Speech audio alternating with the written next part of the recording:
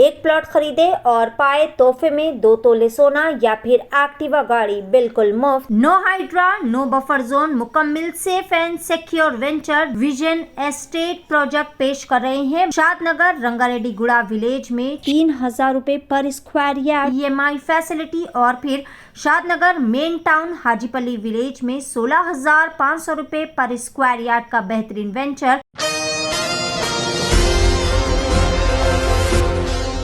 कांग्रेस हुकूमत में अमन व आमान दरहम बरहम, अंदरून 1 साल मुतईद फसादात। रुकने कानून साज कौंसिल BRS कलवा कुंटला कविता ने निजामाबाद में मुनक्किद शुदनी 3 रोज़ा तबलीगी इज्तिमा के इंतजामात का तफसीली जायजा लिया।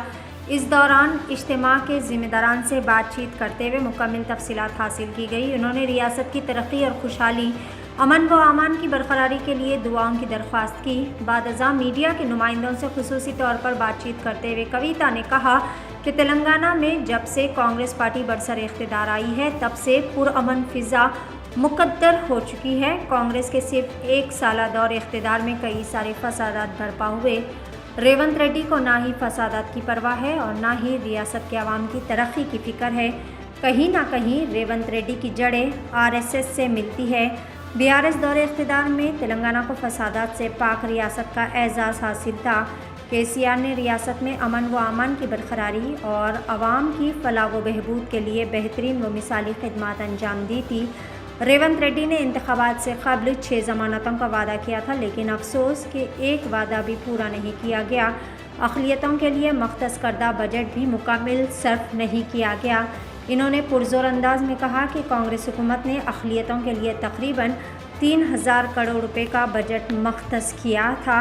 इसमें सिर्फ 700 करोड़ रुपए ही खर्च किए गए थे। अक़लियती डिक्लेरेशन पर भी अमल आवरी नहीं हुई है। कविता ने कहा कि माक़बल इंतखाबात कांग्रेस पार्टी ने कई सारे वादे किए। रेवंत रेड्डी पर किसी को भरोसा नहीं था। कांग्रेस गांधी ख़ानदान के अफराद को लाया गया, इनके ज़रिए वादों पर अमल आवरी का यकीन दिलाया गया। अक़लियती डिक्लेरेशन जारी किया गया। उस वक्त सलमान खुर्शीद साहब को लाया गया। अक़लियती डिक्लेरेशन में किए गए एक भी वादे को पूरा नहीं किया गया है। आज अक़लियत हुकूमत से खूब ज़्यादा नाराज़ है। कविता ने चीफ मिनिस्टर रेवंत रेड्डी पर जोर दिया कि वह नज़्म व ज़ब्त की बरकरारी और फसादात की रोकथाम पर खुसूसी तवज्जो मरकूज़ करे।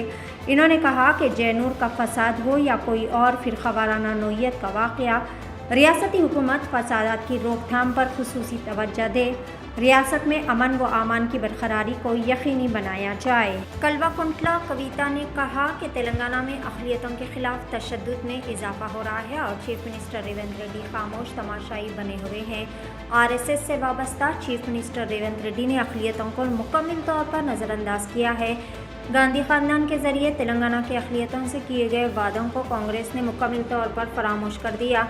कलवा कुंटला कविता ने कहा कि राहुल गांधी जमहूरियत के बारे में बड़ी बड़ी बातें तो करते हैं, जबकि कांग्रेस के कारकुन हमारे पार्टी दफ्तर में तोड़ फोड़ कर रहे हैं। क्या तशद्दुद इनकी नई हिकमत अमली है? साबिक़ रुकन पार्लिमान निज़ामाबाद कलवा कुंटला कविता ने कहा कि कांग्रेस की मुनाफिक़त बेनकाब हो चुकी है। राहुल गांधी आइन के बारे में नसीहतें करते हैं, जबकि कांग्रेस पार्टी केडर तोड़ फोड़ और हमला कर रहा है। BRS पार्टी सरबराह के चंद्रशेखर राव की दफ्तर के कविता ने कहा कि गांधी ख़ानदान चीफ मिनिस्टर रेवंत रेड्डी और इनकी बेलगाम हुक्मरानी पर लगाम कसने में मुकम्मल तौर पर नाकाम हो चुके हैं। आज निज़ामाबाद में तबलीग जमात का जो आने वाले दिनों में इज्तिमा होने वाला है, उसके इंतजामात को देखने के लिए यहाँ पे आए हैं और तबलीग जमात के ज़िम्मेदार लोग जो भी है उन सबसे भी मिले हैं और उन सबसे भी बात हुई है। तबलीग के बारे में जब भी हम सुनते हैं या सोचते हैं तो बहुत एक अच्छा फीलिंग आता है, क्योंकि हमेशा कुरान शरीफ में जो अच्छे बातें बताए गए हैं वो बातें सारे मुसलमानों को याद दिलाते हुए एक अच्छा फीलिंग के साथ आगे बढ़ने वाली जमात है। तो तबलीग जमात के सारे ज़िम्मेदार लोग जहाँ पे भी तेलंगाना में हैं, आप सबसे मैं यही गुजारिश करती हूँ, आप दुआ कीजिए, तेलंगाना की तरक्की के वास्ते दुआ कीजिए, तेलंगाना के तमाम आवाम अच्छे रहे उसके बारे में आप दुआ कीजिए। यही हमारी आपसे रिक्वेस्ट है। ये दुआ इस समय में बहुत ज़रूरी है, क्योंकि आज यहाँ कांग्रेस पार्टी हुकूमत में है, रेवंत रेड्डी साहब की सरकार चल रही है और जो कांग्रेस पार्टी ने वादे किए थे माइनॉरिटी कम्युनिटी के लिए, जो चेवेल्ला डिक्लेरेशन करके उन्होंने वादा किया था, आज उन कोई भी वादे के ऊपर उन्होंने अमलावरी नहीं की है। तो मैं यहाँ से डिमांड करती हूँ रेवंत रेड्डी साहब को, आप चेवेल्ला डिक्लेरेशन को इमीडिएटली अमल कीजिए। आप पे कोई भरोसा नहीं करने वाला था, इसीलिए आप लगातार गांधी फैमिली को तेलंगाना पे लाते रहे और उनके भरोसे पे थोड़े यहाँ पे लोग भी आपको वोट दिए। और माइनॉरिटी डिक्लेरेशन अब जब कर रहे थे तब सलमान खुर्शीद साहब को भी लेके आके आपने माइनॉरिटी डिक्लेरेशन का पूरा ओपन करके दिया था, लेकिन जितने भी उसमें वादे हैं वो एक भी आपने आज तक अमल नहीं किया। आपने बजट के बारे में बात किया, जो माइनॉरिटीज को, मुसलमानों को इस बार बजट में दिए उसमें 4% भी आज तक आपने खर्च नहीं किया। और जो आप ये अलगा व्यवहार माइनॉरिटी कम्युनिटी से कर रहे हैं, हम इस पे बिल्कुल भी खुश नहीं है, या माइनॉरिटीज भी खुश नहीं है। तो मैं आपसे यही डिमांड करती हूँ कि इमीडिएटली आप माइनॉरिटीज के जितने भी वादे हैं वो निभाइए। इस साल का बजट आपने 3000 करोड़ दिया है, लेकिन खर्च सिर्फ 700 करोड़ आपने किया है। तो मेरा ये डिमांड है कि आप माइनॉरिटी कम्युनिटी के साथ दीजिए, क्योंकि केसीआर साहब जब यहाँ पे थे पिछले 10 सालों में कम्युनल वायलेंस का एक भी इंसिडेंट नहीं हुआ था, लेकिन ये एक साल में जितने कम्युनल वायलेंस के यहाँ पे इश्यूज हुए हैं, ये देख के बहुत एक दर्द होता है हम सबके दिलों में, क्योंकि एक अमन और चैन के साथ तेलंगाना रहता था, एक गंगा जमुना तहजीब को हमने कायम करके रखा था।